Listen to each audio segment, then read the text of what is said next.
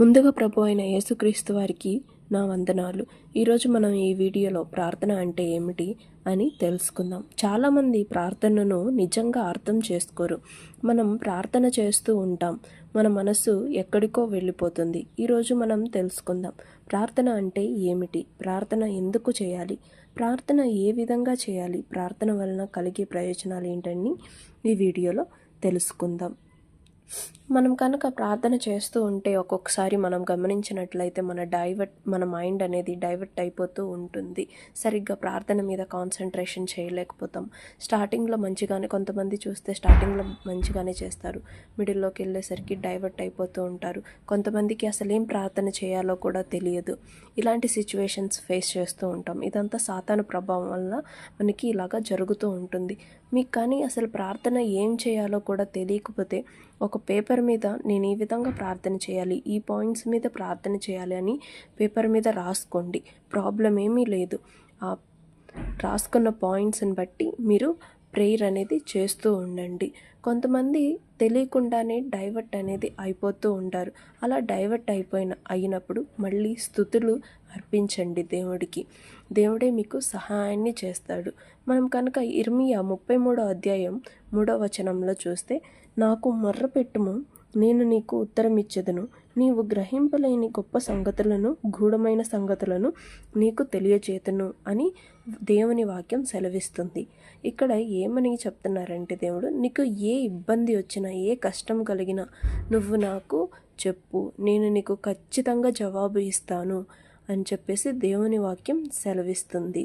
కొంతమంది అనుకుంటారు, ఎందుకు ప్రార్థన చేయాలి అసలు? కొంతమంది ప్రార్థన చేయడానికి ఇబ్బంది పడుతూ ఉంటారు. ఎందువలన అంటే కొంతమంది బోరింగ్గా అనుకుంటారు, కొంతమందికి సమయం లేకపోవడం, కొంతమంది తప్పుగా అనుకుంటారు దేవుడు అసలు మన ప్రార్థన వినరు అని చెప్పేసి.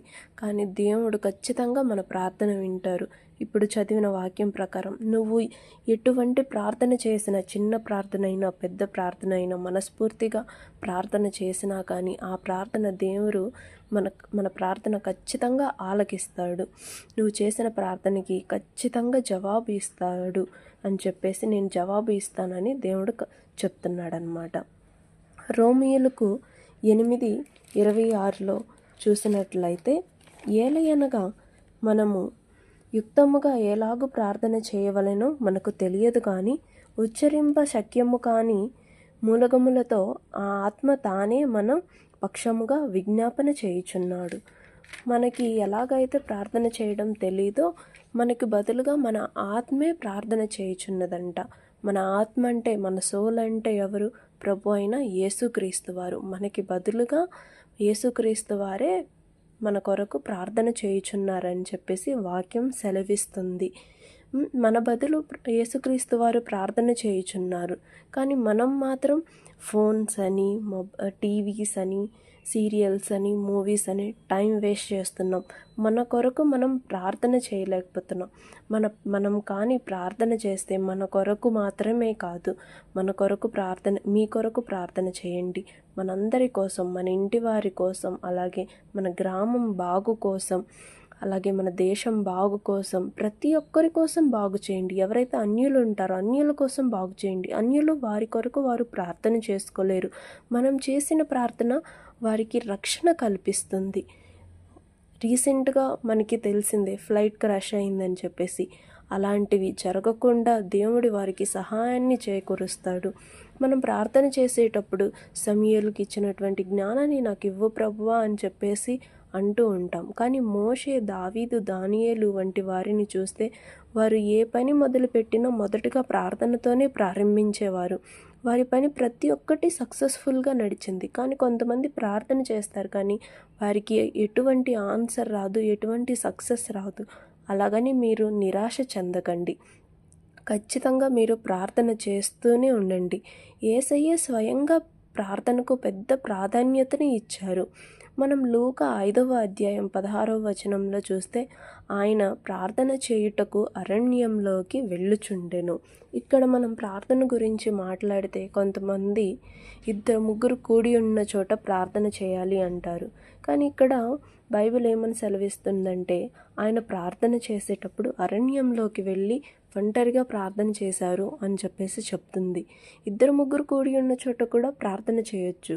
ఒంటరిగా ఉండి కూడా మనం ప్రార్థన చేయొచ్చు. ఏంటంటే డిఫరెన్స్, 2-3 కలిసి ప్రార్థన చేస్తే నీ బాధల్ని వాళ్ళతో కూడా షేర్ చేసి నీకేవైతే ప్రాబ్లమ్స్ ఉన్నాయో వాళ్ళకి చెప్తే వాళ్ళ ప్రేయర్స్లో కూడా పెడతారు. సో అక్కడ ఇంకా కొంచెం నీ ప్రాబ్లమ్స్కి వాళ్ళు కూడా ప్రేయర్ చేస్తారు కాబట్టి ఇంకా కొంచెం దేవునికి విజ్ఞాపన అనేది పెరుగుతుంది. ఇక్కడ నువ్వు ఒంటరిగా ప్రేయర్ చేస్తే మనం ఒక్కళ్ళమే దేవునిలో లీనమైపోవచ్చు.